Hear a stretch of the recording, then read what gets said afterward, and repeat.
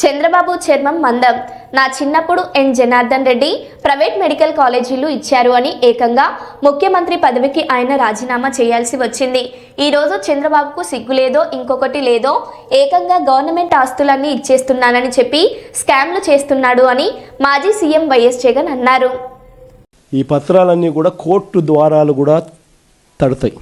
1,04,00,000 సంతకాలు చేసిన ఈ డాక్యుమెంట్స్ అన్నీ కూడా భద్రంగా కోర్టు ద్వారాలు కూడా తడతాయి. కోర్టులో కూడా పిటిషన్ వేస్తాం. 1,04,00,000 సంతకాలు రెడీగా ఉన్నాయి. మీరు ఎప్పుడు అడిగితే అప్పుడు అఫిడవిట్లు మీకు చూపించేదానికి బండ్లన్నీ రెడీగా వచ్చి మీకు చూపిస్తాయి అని చెప్పి కూడా కోర్టులో కూడా అఫిడవిట్ కూడా వేయడం కూడా జరుగుతుంది.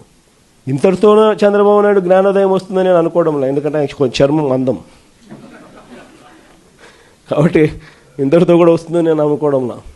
ఎందుకంటే మామూలుగా మీకు గుర్తుండే ఉంటుంది, పూర్వం మనం ఎప్పుడో నేను చిన్నప్పుడు ఎన్ జనార్దన్ రెడ్డి గారు ప్రైవేట్ మెడికల్ కాలేజ్ ఇచ్చినారు అని చెప్పి ఏకంగా ముఖ్యమంత్రి పదవి నుంచి ఆయన రాజీనామా చేయాల్సి వచ్చింది. ప్రైవేట్ మెడికల్ కాలేజ్ ఇచ్చినారని రాజీనామా చేయాల్సి వచ్చింది. నాకు అప్పుడు నేను చాలా చిన్నపిల్లోని. అప్పుడే నేను అనుకుంటా ఉంటే ఒక ప్రైవేట్ ఒక కాలేజు, ఈరోజు ఈయనకు సిగ్గు లేదు, ఇంకొకటి లేదు, ఏకంగా లెఫ్ట్ రైట్ సెంటర్ గవర్నమెంట్ ఆస్తులను నేను ఇచ్చేస్తున్నాను అని చెప్పి స్కాములు చేయడానికి ఏమాత్రం వెనకడుగు వేయడంలా.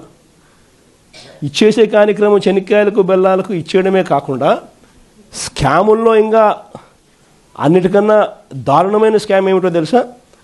నువ్వు ప్రైవేట్ వాళ్ళకి కాలేజీలు ఇచ్చేసిన తర్వాత ఆ ప్రైవేట్ కాలేజీలు వాళ్ళు ప్రైవేట్ కాలేజీలు ఇది నడిపేటప్పుడు వాళ్ళ జీతాలు నువ్వు ఇస్తావంట. అది ఇంకా పెద్ద స్కాము.